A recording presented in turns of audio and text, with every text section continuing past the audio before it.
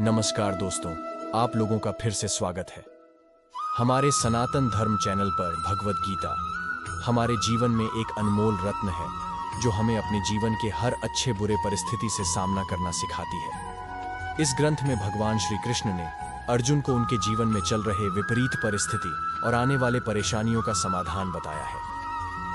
भगवत गीता केवल एक ग्रंथ ही नहीं बल्कि एक ऐसी दार्शनिकता है जो हमारे आने वाले जीवन के हर पहलू से हमें अवगत कराता है और जीवन के प्रत्येक पहलू पर प्रकाश डालता है। इस ग्रंथ में सारथी को धर्म, कर्म और योग की कभी न नष्ट होने वाली शिक्षा मिली है। दोस्तों, भागवत गीता के यह उपदेश आपके जीवन की हर परिस्थिति में काम आएगी, जिंदगी के हर मुश्किल में आपको राह दिखाएगी। भगवत गीता के ये दिव्य उपदेश आपके लिए जानना और समझना बहुत आवश्यक है, इसलिए इन दिव्य उपदेशों को आप आखिरी तक अवश्य सुनें। हमारे भगवत गीता का पहला उपदेश हमें लड़ाई झगड़े से बचना चाहिए, परंतु बाद यदि आपके आत्मसम्मान, आपके अधिकार की हो तो अवश्य लड़ना चाहिए। अर्जुन भी युद्ध नहीं करना चाहते थे, उन्हें भी यह भय था, मैं किससे युद्ध करूं?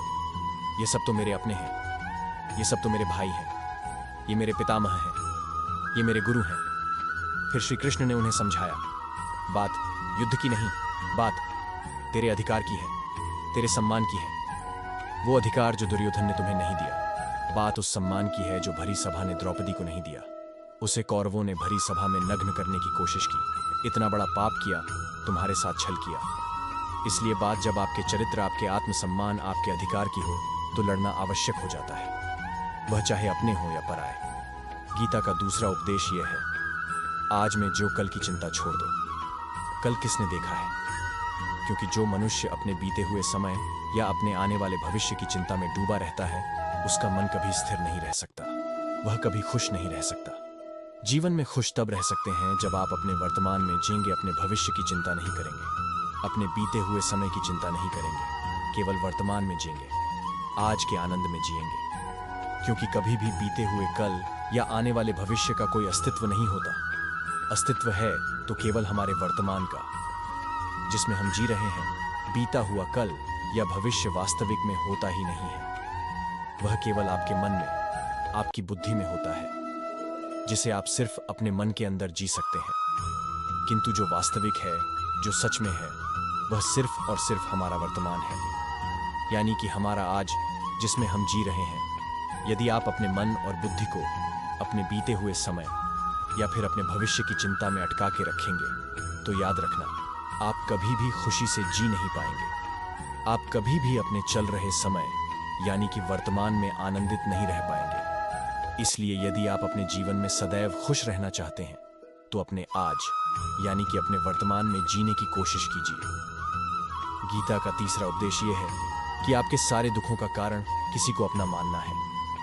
आप कभी गौर करना, आपके जीवन के सारे दुख उसी से आते हैं जिसे आप अपना मानते हैं कि यह मेरा है, यह मेरा अपना है। वहीं से आपके जीवन में दुखों की, तकलीफों की शुरुआत हो जाती है। एक व्यक्ति के पास एक बहुत बड़ा महल था। उसने अपने जीवन की सारी संपत्ति लगाकर उस महल को बनाया था। आसपास के गांव, शहर के कई लोग उस महल को देखने आते थे। बहुत बड़े बड़े पैसे वाले लोग उसके महल को खरीदने आते थे, पर वह महल उसके जीने का वजह था। उस महल से उसे बहुत मोह था। एक दिन उसके महल में आग लग गई और वह कहीं गया हुआ था। जब वह वापस आया तो उसका महल जल रहा था। अपने महल को आग में जलता हुआ देखकर उसे बहुत तकलीफ हुआ। उसने कहा, अगर यह महल नहीं रहेगा तो मैं भी जिंदा नहीं रहूंगा। अगर मेरा घर ही जल गया तो मैं जिंदा रहकर क्या करूंगा? वह भी उसी आग में छलांग लगाने लगा। उतने ही समय में किसी ने उसे रोक लिया और कहा कि यह जो तुम्हारा महल है, उसे तुम्हारे बेटे ने कल किसी को बेच दिया। जब उसे पता चला कि यह महल अब मेरा नहीं रहा, वह किसी और का हो चुका है, तब उसकी सारी चिंताएं खत्म हो गईं। जैसे और बाकी के लोग उस महल को जलता देख रहे थे, वैसे वह भी खड़ा होकर देखने लगा। इतने ही समय में उसका बेटा आया और वह अपने बेटे को देखकर बहुत प्रसन्न हुआ और कहने लगा कि तेरे जैसा बेटा तो बहुत भाग्य से मिलता है। तूने तो मेरी जिंदगी बचा ली। आज इस घर में आग लगी है और तूने कल ही इसे बेच दिया। फिर उसके बेटे ने कहा, पिताजी, मैं इस घर का सौदा करने के लिए कल गया था, पर अभी इसका सौदा पक्का नहीं हुआ है। जब सेठ ने यह सुना कि अभी इस महल का सौदा नहीं हुआ है, तो वह फूट फूट कर रोने लगा। महल वही है, इंसान वही है, लेकिन जब वह महल मेरा है तब वह दुख भी देता है। इसका कारण है कि वह महल मेरा है, उसे मैंने अपना माना है, वह मेरा अपना है। लेकिन जब वह मेरा नहीं है तो उससे जुड़े सारे दुख भी खत्म हो जाते हैं। इसी तरह जब हम अपने जीवन में किसी इंसान को, किसी रिश्ते को अपना मान लेते हैं तो वही अपनापन हमारे दुखों का, हमारे तकलीफों का कारण बन जाता है। आप जैसे ही किसी को अपने जीने की वजह मान लेते हो कि इसके बिना मैं जी ही नहीं सकता, तो वह चीज, वह इंसान आपको बहुत दुख देता है।